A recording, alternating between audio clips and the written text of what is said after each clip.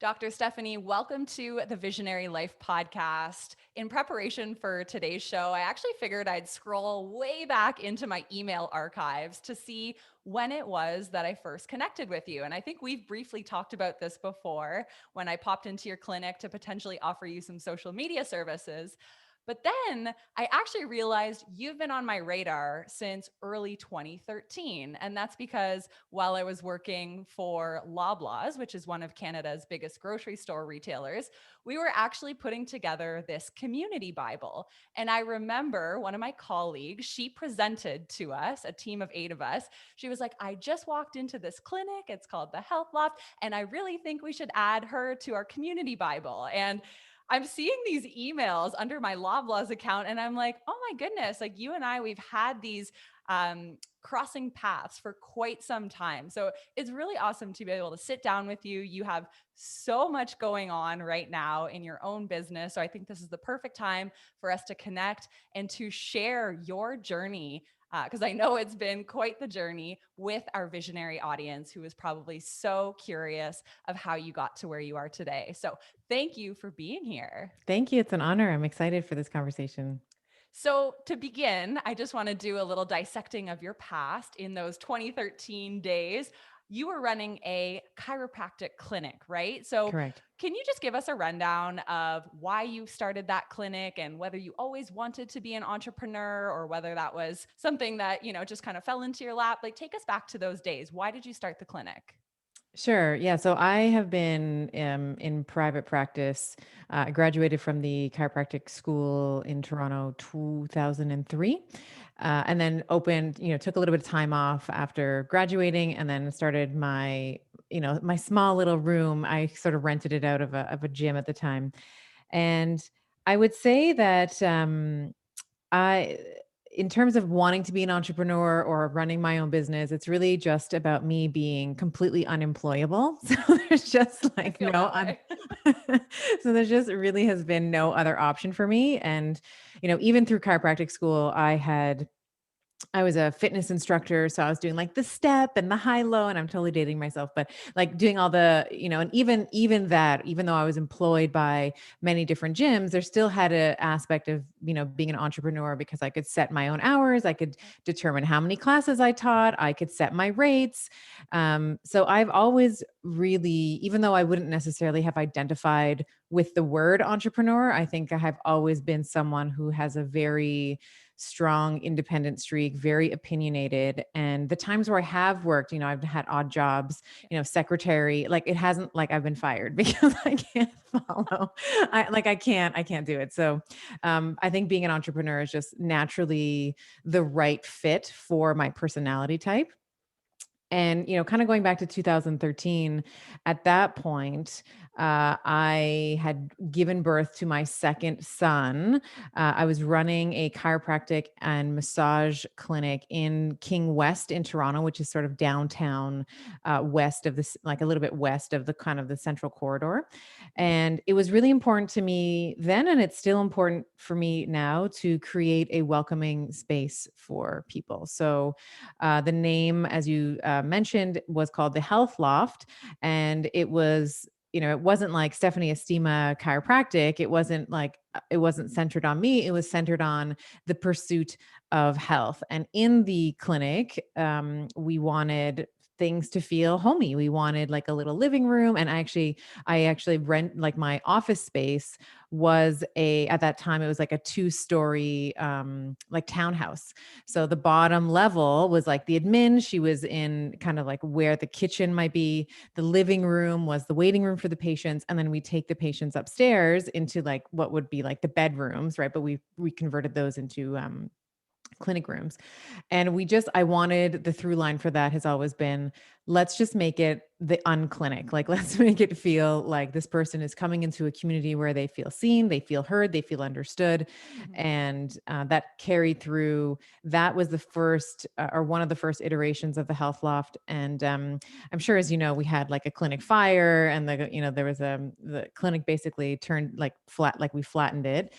So there was not intentionally, it just, that was like an electric that just for the insurance adjuster who's might be listening. No, we didn't do that intentionally. It was an electrical fire. There was something wrong with the dryer.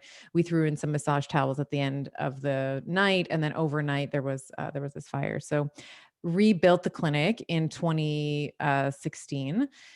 And then in 20, and so that was like my opportunity because it was a small townhouse. And I was like, you know what? I am going to build the best community centered health center that I can using some of the principles that I know that, with chiropractic, with rehabilitation, with fitness, with nutrition, with brain metabolism and brain health. So that was sort of it's always been my through line to sort of have this like hub of health centered activity through, whether it's in a brick and mortar practice as I had, and now in my online pursuits. Mm, amazing. Do you feel like now that you don't have the bricks and mortar space anymore, but you have the online community now, that you still have that original vision of creating the health hub? Now it just isn't in the physical reality anymore. Like, has your vision Yes. stayed quite true this whole time? 100%. And I think it's over time, it's really shifted to be, health for everyone. And I've really niched or niched, depending on where you're listening to this from. But, in Canada, we say niche, it's a bit more French, but, we niche. Right now, I'm more niched into more female physiology and the female health pursuits because I find that I think it's severely lacking. I think that we often, treat ourselves like little men, like, little men with more hormones. And I think that there's also just in terms of when we think of holistic health for a woman, of course, we want to be thinking about nutrition and body composition and supplement. We want to be thinking about all the things, but we also want to be thinking about how she interacts with herself, like how she feels about herself. And there's a lot of, and maybe we'll get into this today, maybe we won't, but there's a lot of patriarchal sort of constants where a woman tends to blame herself first. She tends to think that there's something wrong with her rather than the system being broken. So that's really where a lot of my interest lies now. And so now I don't have a clinic in sort of the west end of Toronto. I have an online community of women all over the world where we can come together and talk about some of the constants that someone in New Zealand and someone in Michigan and someone in Vancouver and someone in London, UK might be experiencing. And it's a shared collective. And then it's from that we can really begin to open up the discussion, dissect it, as to use one of your words, and then really understand what the framework is and then the strategies that we can do to begin to heal. Yeah, and we're going to dive into so much of your specialty. So we will definitely get around to that. One of the things I want to pause on for a minute, you were saying that there's these patriarchal constants kind of in the health world, which is your specialty. It actually just really resonated with me because one thing that a lot of my listeners know, I talk about this a lot, is the patriarchal constants in the way people are expected to market their business and in the marketing industry as a whole. And I just realized this parallel there that oftentimes we'll be told, oh, you have to have ClickFunnels or you have to set up these complicated email automations. And then we as female business owners, we go to do it. And then maybe it doesn't work exactly like we were told.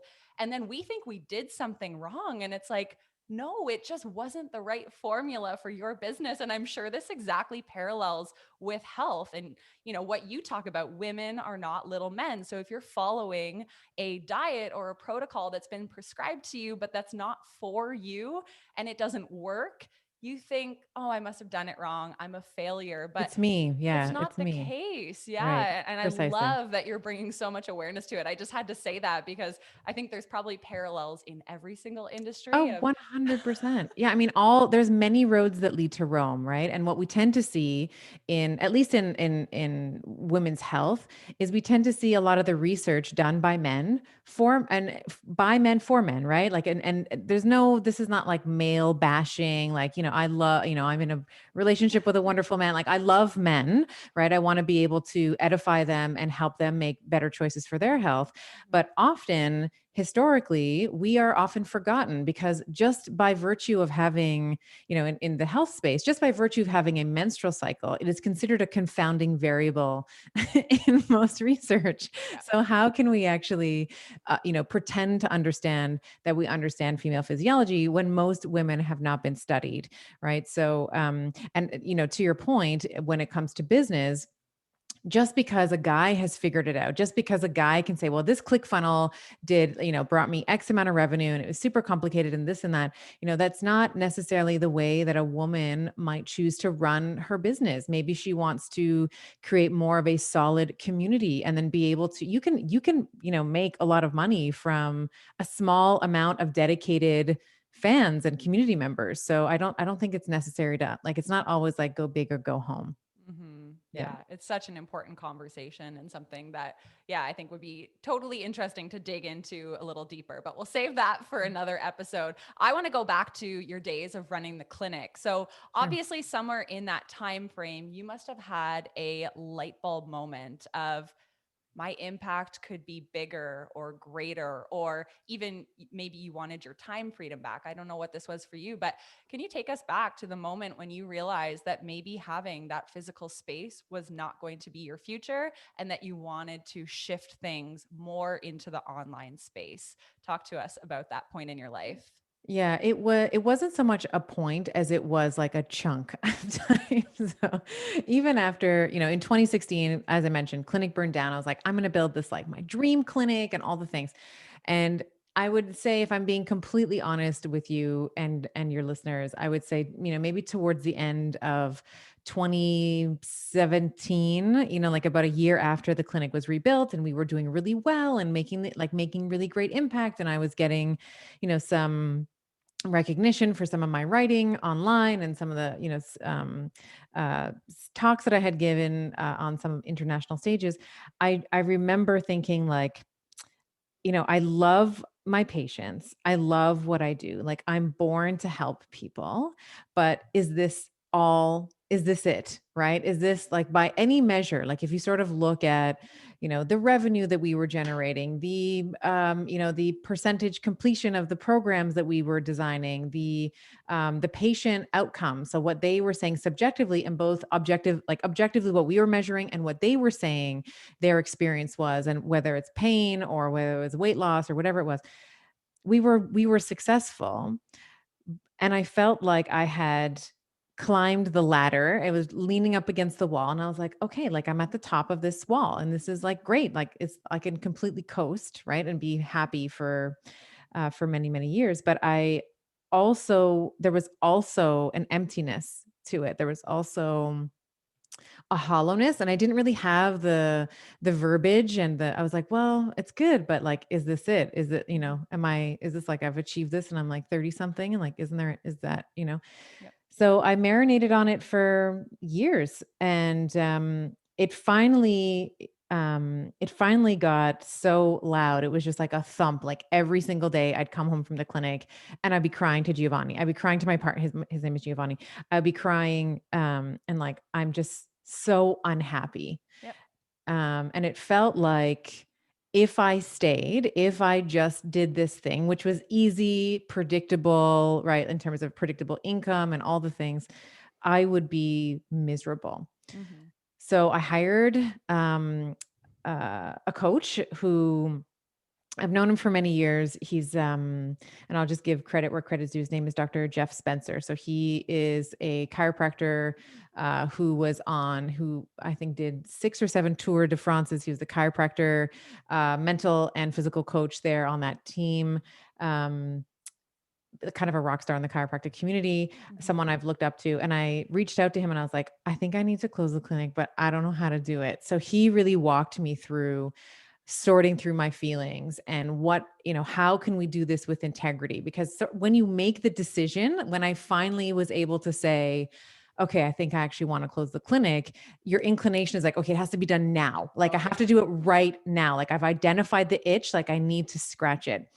But Jeff was really great about being very measured and making sure. One of the things he said to me often after I decided, okay, like I think that I need to just go all in for this online move, he said, okay, what you want isn't, even though it feels, harried and rushed right now, you want to be able to look back 6 months or a year after you close the clinic and be able to look back on that and the way that you handled it with pride, even though it was difficult, even though you wanted to run, even though you wanted to cut the cords, but to make sure that you took care of obviously the patients, right? You have to have that continuity of care for your patients, that you took care of your employees, that, all the ties, like they were all tied up before, you sort of gave back the keys to the space. So, worked with him every week for like 16 weeks. Wow. And then, so that was maybe towards the end of 2018, and then closed the clinic end of April 2019.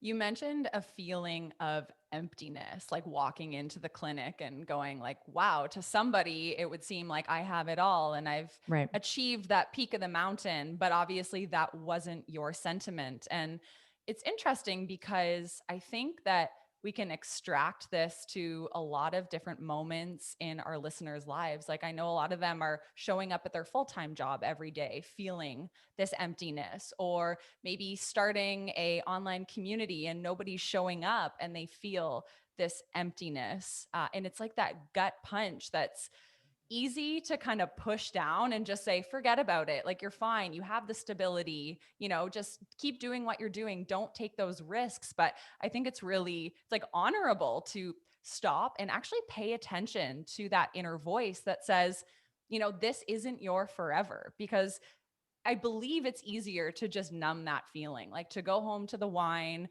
to suppress the feelings that I should be grateful for what I have and what I've built. Where did you get that confidence or just that ability to listen on a deep enough level to say, I am allowed to change course? Have you always been that in tune with your emotions and your inner voice? I'd love to pretend that the answer to that is yes, like, oh, easily, like, Yeah. no. I mean, truthfully, I ignored it, right? In the beginning, I felt empty. I couldn't really articulate what it was, and I just lived with it. And to your point, I felt guilty. I felt ashamed of the way I was feeling, because it was like, what is wrong with you? Like, you have the thing, this is the goal that you had. You graduated, your goal was to set up a clinic. You've been thrown these hardballs, the clinic burning down and all of that. You've rebuilt the clinic of your dreams. Why is it still not enough? Yeah. And I think, for women, again, kind of getting back to that, we tend to be like, what's wrong with me? Like, why isn't this enough? And at the end of the day, it was just I'll get a little woo here on you, but it was just like my soul's voice. It was Yeah. my soul yearning for something bigger and better, because my soul intuitively, whether Mhm. she's right or wrong, feels like there's a bigger impact or a bigger role that I have to play in women's health. So, it really just became so loud, truthfully, that I just could not ignore it anymore. I was Mhm. miserable. Like, I say, like, I had the best patients, the Yeah. best people. Like, I had a rock star team. Everything was smooth. It was like a well-oiled machine. Mhm. And I would come home every night and cry. So I was like, okay, like, I have to follow this, even though it's Mhm. scary, even though I have no idea how to really do on, like, I kind of knew it. Like, I had one sort of online program that had done Yeah. really well, but to be all online, like to put all my ducks in that bucket or that basket, whatever the saying is, Mhm. was really scary. Um, so it was just a matter of the voice became the banging, the Mhm. internal banging of that voice trying to get out of the closet was just no it was just so loud that I could no longer ignore it. And it's great to give yourself permission to realize that life doesn't have to be scored in a certain way. Like you may have the car, the house, the clinic, whatever it is in the listener's life. But if that's not your scorecard for success, it's okay to say, Right, right. this is not the path I'm supposed to be walking. Even if society tells you, like, check boxes and you will be happy. Um, I am so passionate about reassuring people that like we all have our own scorecards, and getting to know what it is that lights you up is probably one of the most important journeys of finding that self-actualization and being happy each day. So I love to hear Right. you say that. Did you have a plan for when you closed down the clinic? So you were working with your coach, Mhm. I think Jeff Spencer. Yep. did you know like what was next? Were you busy writing a business plan for your online business? Were you just going to shift everything online? Or did you kind of take that leap and say, you know what, the net will appear. I'll figure it out on the way down. What was your style here? Very much the latter. So I was really focused on making sure that all my patients had new clinics that they could go to. So this is like hundreds and hundreds of patients that I was sort of individually dealing with, and dealing with I'll just all like suppliers and all and like the landlord and all the things. So I was not writing the business plan. I wasn't actually even sure what I was going to do. I knew that there was a book in me. There's actually several books in me, but that was not at the forefront. It was really just how can Jeff's words, Dr. Jeff's words really were resonant with me. Like, how can you close this off with pride Yeah. into something that you are proud of to be able to talk about on a podcast like this? Like if I, at the end of, 2017 or mid 2017, once I finally admitted it, was like, okay, that's it. Like I'm done. And then left everyone stranded, I would be reticent to bring that up and to talk about the struggles and because anytime there's something difficult, there's a lesson in it, right? And of Yep. course, there's um for me as a woman, it was the big lesson for me was there's a bigger desire that you have and it's absolutely okay to want that. Like we're often taught as women, you like just be happy with what you have or to make do with less, right? It's like people will compliment you. Like I might look at you right now and be like, "Oh my gosh, I love your chains." And you might be like, "Oh, this old thing, like Yeah. just got it on sale at, Winners or, like TJ Maxx or whatever." Versus like, this is like $5,000. Thank you so much. Like I earned Yeah. it. Like we don't talk like that. We are always taught to like, oh, this old thing, this not that I got on, the way that we are Yeah. conditioned is really to always minimize. And as a woman to say, actually, I have a lot more. I have a lot more and I want a lot more to actually give yourself permission Mhm. to do that was for me one of the biggest lessons that came out of that and then to how to do it with grace and integrity and love. And during that process, I mean, there was from the end of December 2018 through to April 2019 when I was coaching with Jeff and like, just dealing with all the things, trying like going in and obviously not telling my patients. The only person who knew that I wanted to close a clinic was Stephanie Major, who I know she was my clinic manager at the time. There was a lot of weight there. There was a lot Yeah. of weight, but to continue like doing that hard thing because I was doing it for the honor of the clinic, the honor of what I had created, and the honor of for the patients. I'm super proud of the way that it was handled, the way that we did the handoff with everybody, getting their records to other client, and like what if they didn't want to go to another chiropractor, what are some long-term strategies they can be thinking about? So I was doing like personal one-on-one calls with people, and Yep. um, so I don't know if that answers your question, but It answers it perfectly. And I just think that what we can extract from that is when you're closing a loop in any area of your life, whether that is ending a relationship or quitting a job or, I don't know, terminating a business partnership, it is so valuable to end it with integrity rather than saying, all right, I've made this decision. I'm just going to go in and right. quit guns a blazing and be like, see you later, or I'm done with this relationship. Like, to be able to sit here today and to be able to have an honest conversation about it because you did it to the best of your ability and you supported people all the way through. I think like that's a lesson we can take to many aspects of our life. It comes back around to never burning bridges and making Right. sure that you stick true to your core values, because who you are in that moment is also who you are in those high highs of business and all those in between. So it's really that through line that speaks to your character at the end of the Thank day. you. Thank you. So, obviously, in closing that chapter of your brick and mortar clinic, you come into the online space. One of the brilliant things that you birthed was a podcast. I So, did. you Yeah. host the Better Podcast with Dr. Stephanie, and it regularly ranks, I believe, in the top 10 of the alternative health chart. So, congratulations. And I want to talk about the podcast for a bit. So, did you come up against any resistance in bringing the podcast to life, in sharing your voice on what is a global platform? How was that journey for you of bringing the podcast to the masses? Oh, good question. So I actually had the idea for a podcast probably 2015, 2016, because I felt like I had, and that was just again, like just a little, the beginning of the inkling back then, like maybe you have a lot of things to say, like you have a lot of different verticals that you can kind of chat about. But sat on it.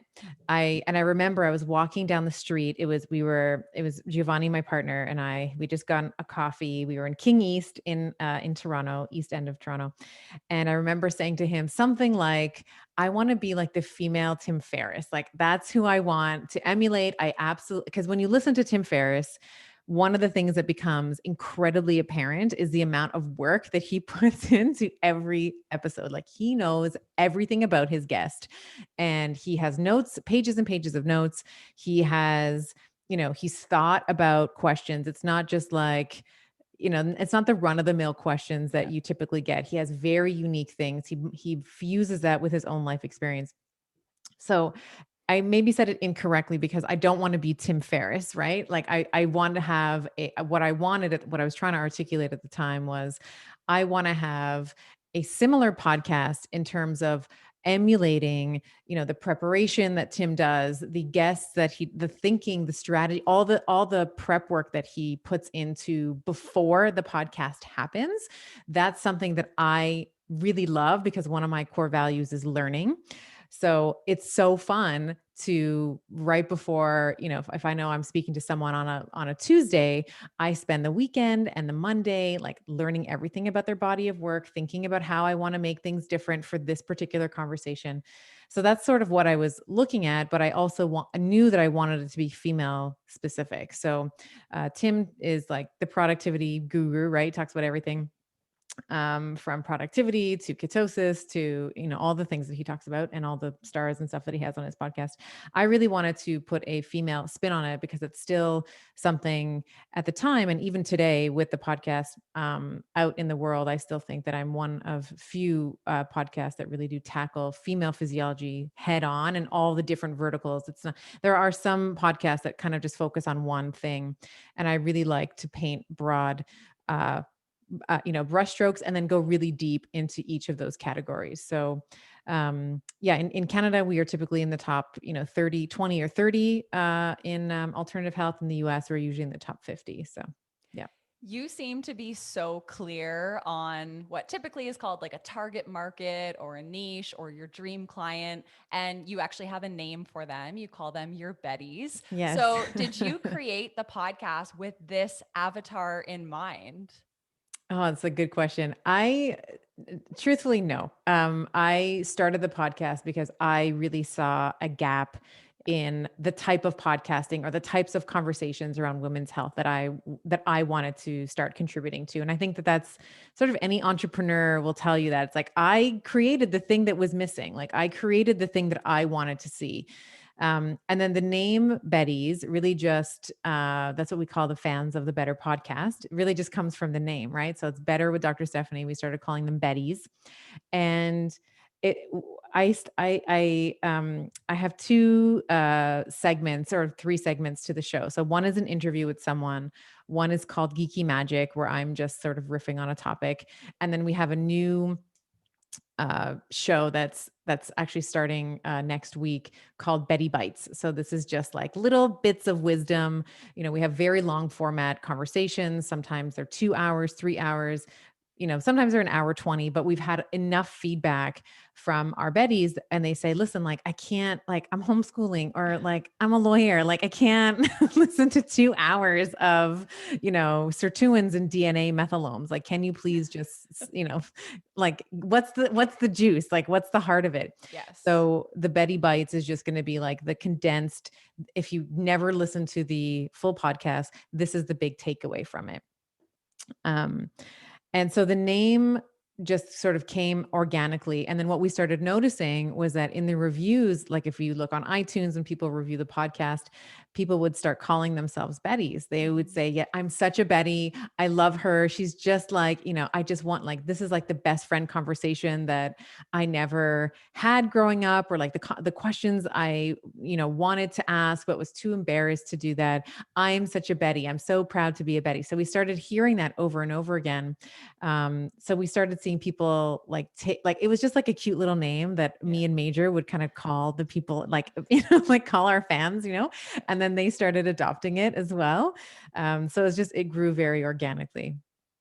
What an awesome moment in your journey where people basically self select into being a Yeah. community member, right? It's like Yeah. you've paved the path so well and so clearly that when somebody says, "Oh my gosh, like I'm a Betty," they're actually telling you that. And Yeah. we Yeah. have a lot of aspiring and early stage business owners who listen. And I think that is all something that we can start creating right now, right? It's like, who are those people and how do they identify as one of yours and what do you call them, right? I Right. think it's really cool what you've created. So Thank you. quite special.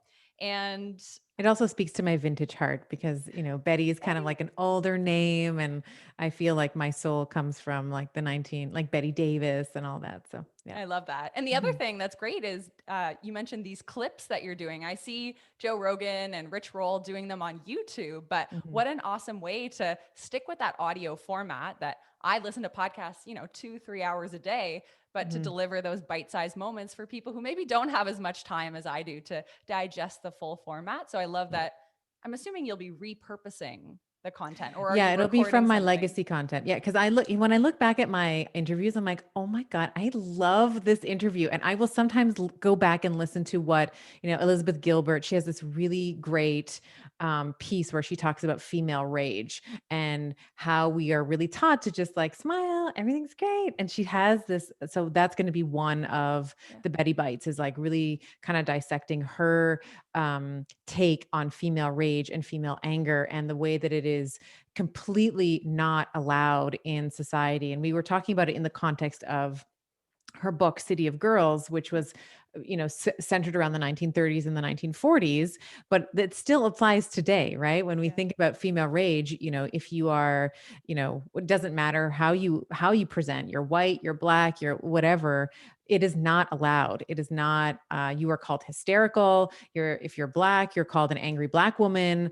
If you're a person of color, like, it is just not accepted for you to get, or you're called a bitch, you're called all these things. So I'm Yeah. sorry, I don't know if that's going to give us an explicit Totally on the fine. okay. But we're called all these names versus a guy, if he gets upset, he's like, listen, you guys screwed up, you dropped the ball, whatever. It's like, oh, there's the boss, Mhm. holding the ship together. But if a woman says the same thing, it's like, oh God, like, what a bitch, right? Like, she's such a Yeah. bitch.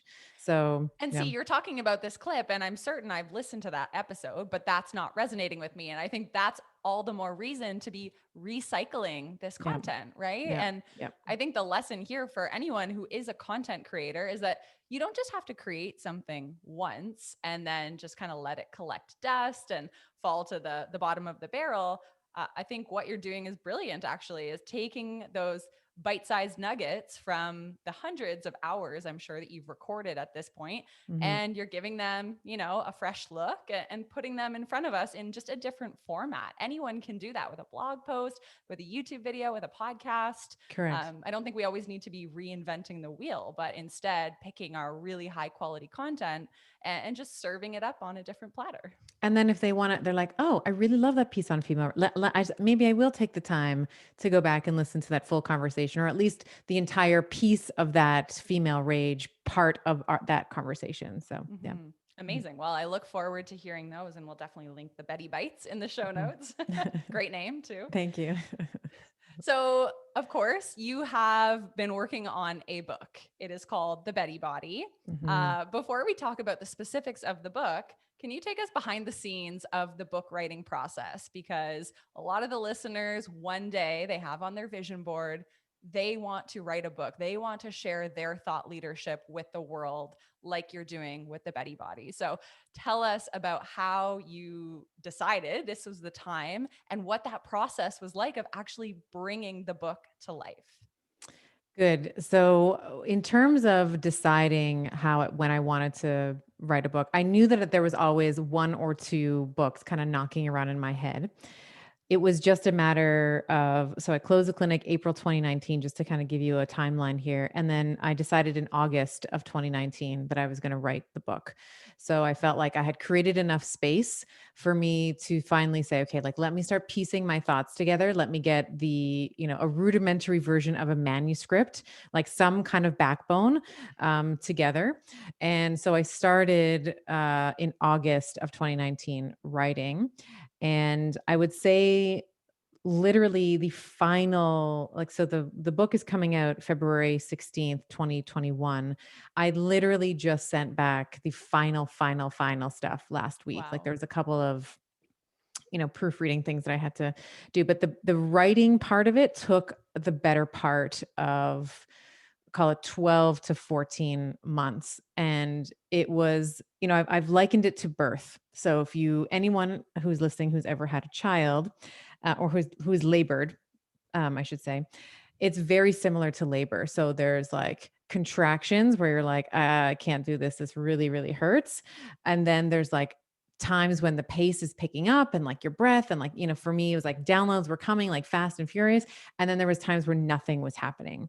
So, and that I cycled through all of those emotions. So whether it was like frustration and self-doubt and then being a bit more frenetic and more energized, like, oh my gosh, I have to talk about this and testosterone and this and that, kind of all those downloads. And then I would sit down and then nothing would come. Um, so what I tried to do every day was to write a little bit every day. And some days, everything I wrote was shit. Everything I wrote was terrible. But to quote, I think it's Seth Godin, I might be messing it up, but Seth said something like, you have to write the bad stuff in first Yeah. in order to get to the good stuff. I'm paraphrasing. That's not exactly what he said, but it's something along those lines. Like you have to sit and write something that is bad first in order to get to the idea on the other side of it. Yeah. So there were times when I would just sort of be all over the place and it would seem like I was not going anywhere. And then the next day I would go back and sit and it would be slow. And then the next day I'd be like, okay, so maybe this is not actually working. Maybe I can be, thinking about this. So it was up and down and all around, completely non-linear, completely non-monotonic, the entire process. So anybody who's listening who wants to write a book, I would say the first thing is just like healing. Healing is nonlinear too, right? Everything, we were like, okay, so I want to get to Z, right? So here's all the steps I need to do, and it should just be like this. No, it doesn't work like that because you have, um, I think the process of writing a book and even just, sharing your most intimate thoughts with, even if it's just science, even if, in this case, we're talking a lot about hormonal derangement and we're talking about metabolism and resistance training, all those things, you still have to, you're not writing a thesis. You're right. You have to interweave it with story. And that also requires a certain amount of letting people in, right? You have to say, okay, like I got to let people into my story. Like, why am I qualified to write this? Why listen to me right now? So you do have to, in some ways, like pull back the curtain and say, yeah, like these are what my struggles have been. This is what my struggles looked like. And for a woman like me, anyway, and I can only speak to my own experience, it's been, at times, it was really scary to put those words down, like even just to admit how difficult, in this case, we're talking about menstrual cycle. The book is talking about like how to regulate your menstrual cycle and how to eat and stuff with your menstrual cycle, admitting to, the hundreds and thousands of people who are going to read this, that I struggled with my menstrual cycle for decades, that it was painful. I was ashamed of it. I felt like I was always fighting with my body. I felt like I was being punished every month for being a woman. Mm. It was hard to write that because I was like, God, like people are going to just look at me and judge me and think I'm a crazy, insert whatever, insert biggest fear ever, right? But at the end of the day, if you want to help people, most people are not going to just read PubMed for leisure. Like they're not going to read literature. They want to read your story, what the keys were in your story that made a difference, and what were some of the strategies that you discovered, whether it's you, if it's an N of one, or multiple people. Yeah. What have been the strategies that have worked? So it required okay, I'll say it this way. The book required me to become the book. I had to become the book in order to write the book. I don't know if that makes any Mhm. sense, but that's how I felt like in order to write this book, I had to become this woman that I was talking about. I think that makes complete sense because perhaps if you had it your way, especially going back a year or two, you would have just written a research paper. But the truth is, humans don't connect with research papers. Humans connect with other humans, right? Correct. Yes. To my And chagrin. Yes, that's true. yeah, I'm sure you had to unravel a lot of shit in order to get to that place. But like, Right. if I'm reading PubMed, I'm not feeling an emotional connection and I'm not going to spend 10 hours reading through that. But if I'm reading a story and I feel emotive when I'm reading it, I'm going to flip through till the 400th page or whatever it is because I'm connecting with another human being who I can Right. look at in the eyes, even if it's just on the cover, and say, oh, you see me, I see you. There's actually something happening there. And for me, Correct. that's so important in choosing a book or a mentor or a podcast. Like, I need to know who the person is behind it. So I think that's really cool that you were able to come to that place of saying, all right, the research is there, but I need to be this book. Like, how can Right. I pull the curtains back and take the masks off and actually connect with my reader in the way that they deserve? And it also sounds like maybe your vision grew so big that your ego couldn't get in the way anymore. You're like, Right, right. Because your ego wants to keep you safe, right? Your ego wants to be like, okay, we don't want anyone to criticize you. We don't want anyone to attack you. And of course, that's dependent on your own history, right? Like you may be more adverse to that depending on, past events that you may have had to endure or triumph over. And for me, that was a really big thing. So I was really nervous, about peer criticism. So, uh, criticism from other doctors, whether those are chiropractors, naturopathic doctors, medical doctors, osteopathic doctors. I was very concerned about that. And it was funny, even in the process of writing the book, I think I have, 234 references in this book. And so, but it's funny because for my own podcast, I had interviewed a researcher. His name is Dr. Ben Bickman. He's a genius. He has a book. It's called Why We Get Sick. And so I had just handed off my manuscript at the time of our interview. So I'm reading his book. I'm like, God, he's so good. This is great. So I flipped to the back because he has all these references. And I'm like, oh my God, he has like 560 references for his book. I'm like, well, I guess mine's garbage. That was I'm like, I guess it's not even worth anything. I didn't even do what Ben did. Right. And then I caught myself. I was like, oh, yeah, there it is. There it is right there. Right. This like comparison. And comparison itis. is like comparison sometimes is good. Sometimes it can be fruitful. Like if you're going to ask for a raise, you want to know, what someone else in a similar position, like comparison sometimes is a useful Mhm. thing. But in this instance, this was the dark side of comparison. I was like, well, Yeah. my book's not worth anything because I don't have as many references as another. And then I was like, well, listen, I'm not a scientist, right? I'm a clinician. So I blend the literature with the practical Mhm. application. So a big part of my book is how to. So like it sort of sets you up with like all the science. And then the second part of it is like, this is what you have to do to heal it. Mhm. So I don't need references for the how to because that's like the clinical experience that I bring to, just by nature of being a clinician for 16 years. Mhm. So yeah, I just wanted to share that really funny story because it pops up like it shape shifts. Like your ego's like you may Mhm. think you have it in check and then it shape shifts into something else, right? Mhm. Yeah, and I think it's interesting. We stand in our own way and we get in this comparisonitis, but you have to remember too that this book isn't for you. It's for, in your case, your Right. Betties. And do That's your right. Betties want 250 references? I think they wouldn't care whether there was 50 That's or right. 250. So That's put right. yourself in their shoes. You're Yeah. simplifying the research and Right. you're cutting to the point. So I Right. think Right. that's Well, awesome. it's so funny that you said that. Gio, my partner, said almost the same thing. He's like, do you think that one of your Bettys is going to be like, you know what?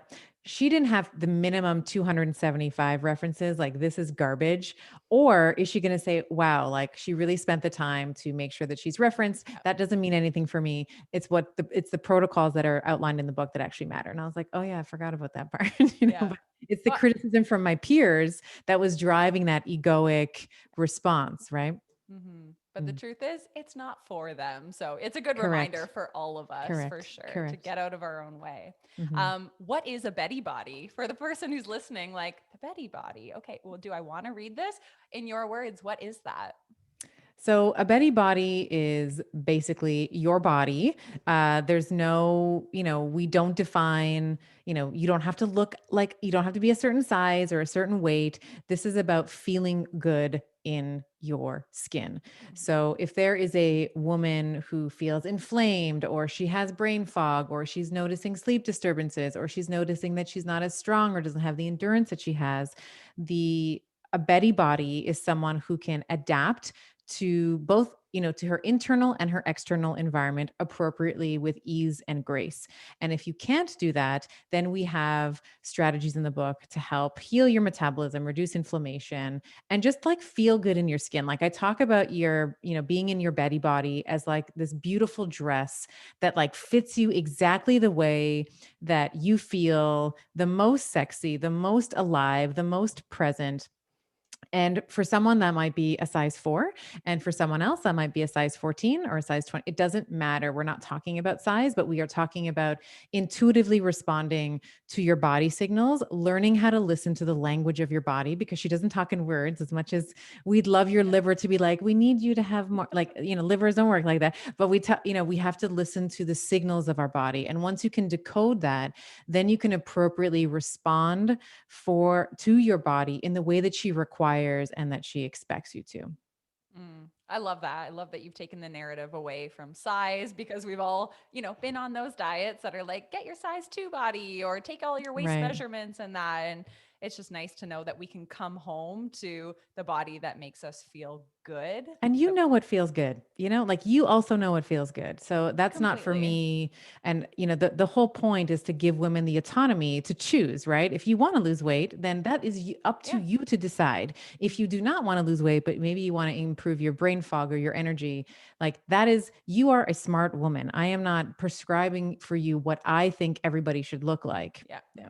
Yeah. hmm So, to use your words, I would love to get some Betty bites from you because for the listener who they want to kind of pick your brain while we have you on about how to improve their metabolic health or improve their focus at work, I'm hoping we can do a little bit of a fun rapid fire here. So, Sure. are you open to that?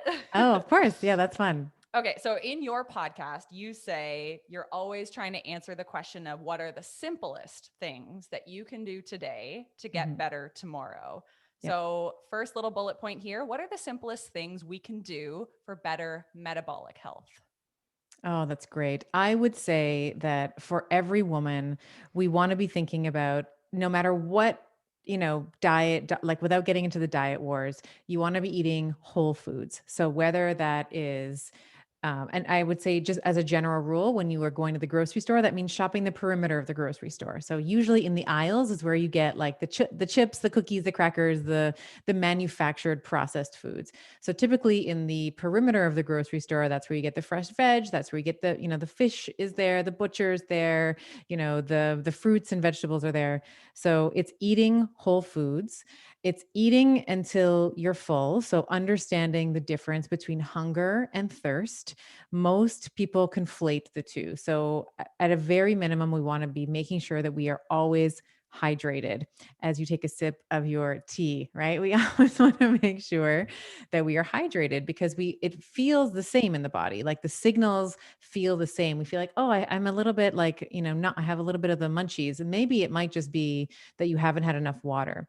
So as a very minimum, that you have 2 liters if you're in Canada, 2 quarts if you're in the States, of water a day. And that can be in herbal teas, it can be in plain water, it can be flavored. Like I love to flavor my water. I can't have plain water for whatever reason. I reject it. It's the worst. But I just like herbal teas, water with lemon, that kind of thing.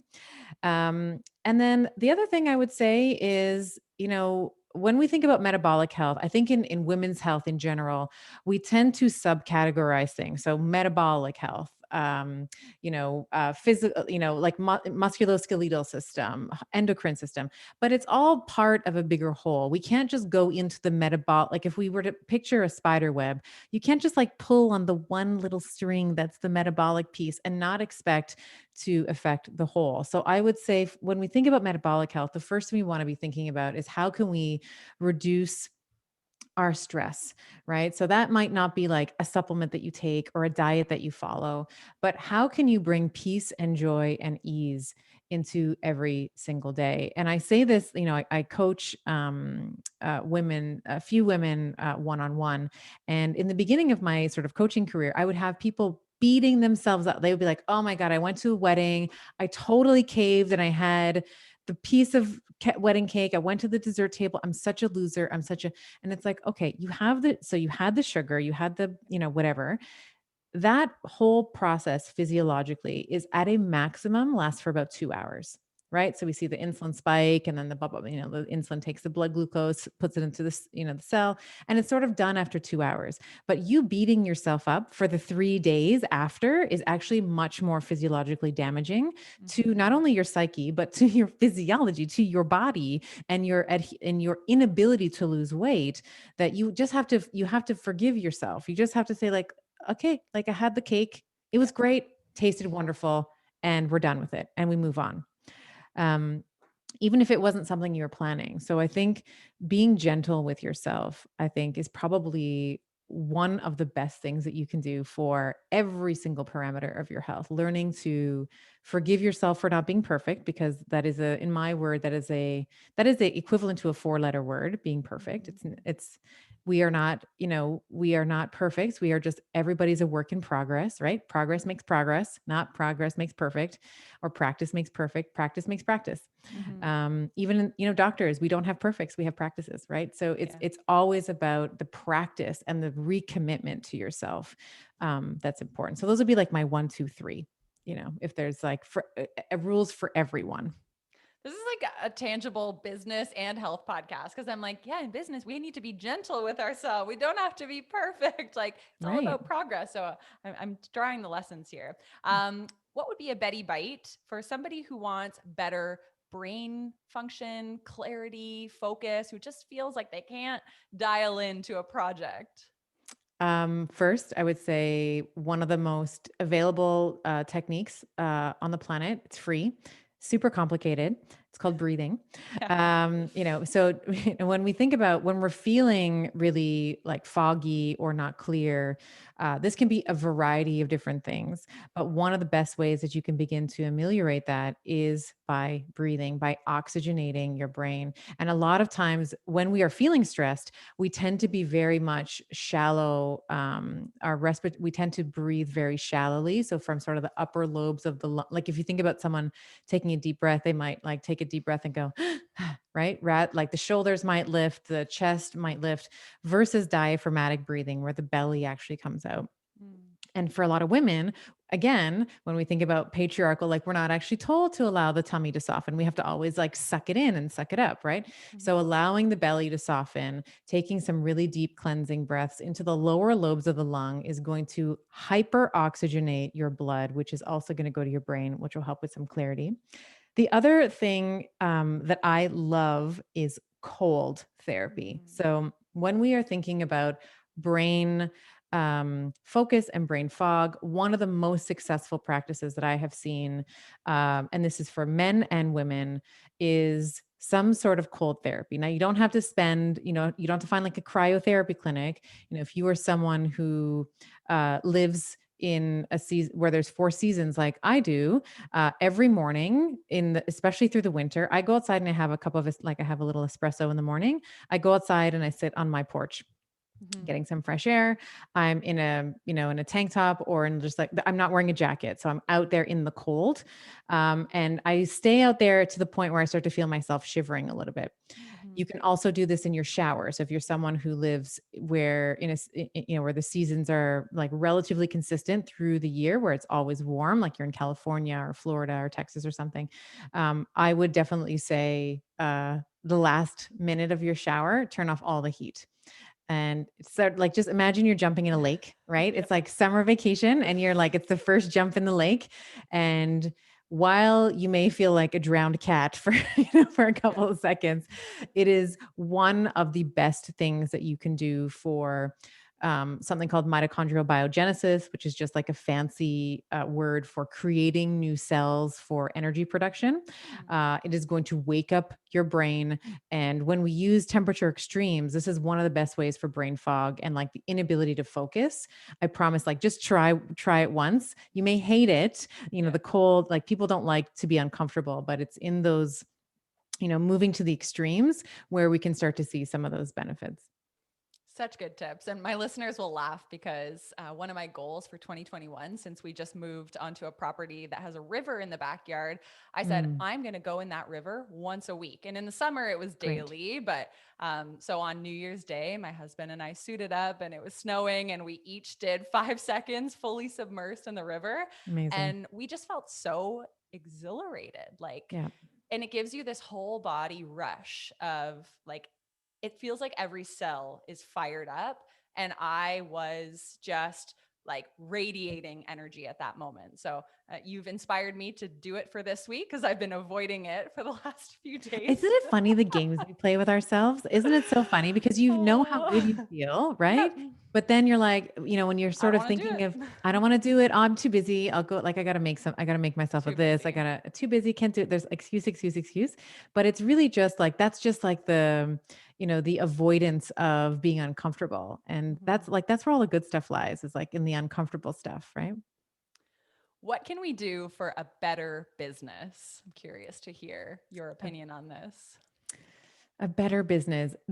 You know, I don't want to sound cliche, but I think that stop trying to be like other people. The more that you understand who you are, what you stand for, what your values are, the better that you can show up more authentically in your business. And you will find, like, the people that are meant to find you will find you. Right. So even though I love men, like I said, right, I have men on my email list who love to email me every time I send out an email about, like, periods or something. They're like, I am a man. Why am I, but your people will find you. Your people will find you. So if you have the courage to, as I was saying, like, become the book in the book's case, but just become who you are. Like, show people, let people in, Mhm. show them what you stand for. I think that you will attract the right clientele. You will attract, if you are, hiring team members, you are going to find people who are going to buy into your vision and what you're trying to do with much more ease and simplicity than if you were trying to be just like some business guru that you want to emulate. And there's nothing wrong with looking up to, Richard, I think his name is Brunson, or like whoever it is, like the ClickFunnels. I'm saying his name wrong, I think, but any Russell. business. Russell, that's it. That's it. Russell. Thank you. Oh, this is going officially on the record that I got his name wrong. But It's fine. you look at someone, you're like, wow, look at what they've done, look at what they've achieved, but he's done it in his own unique Yeah. way.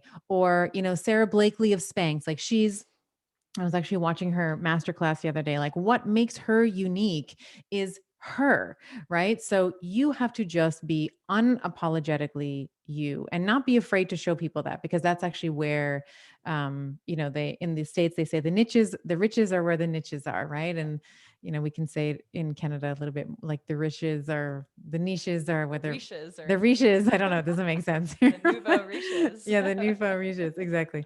Yeah, that would just be my best piece of advice, is just know who you are. Because Mhm. business and like business development and personal development, it's one and the same. Business development is the biggest personal development quest that you will ever, undertake. And who you are as a person, of course, in contrast, is also going to affect your business. Mhm.